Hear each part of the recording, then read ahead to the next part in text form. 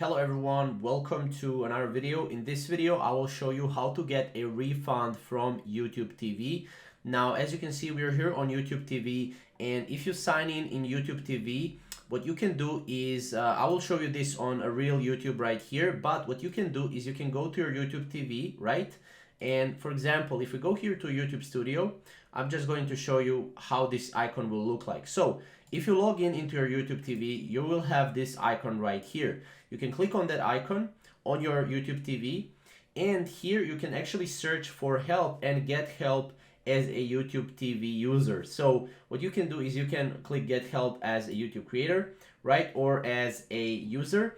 And what you can do is you can say, was this helpful? No. How can we improve it? All that, right? What you can do is you can go here and you can contact their support, right? You can get a refund from YouTube TV by contacting their support. So if you have any questions or help, you just need to go here and you can basically contact their support as well. And then you can just say, okay, I wanted to get a refund from YouTube TV.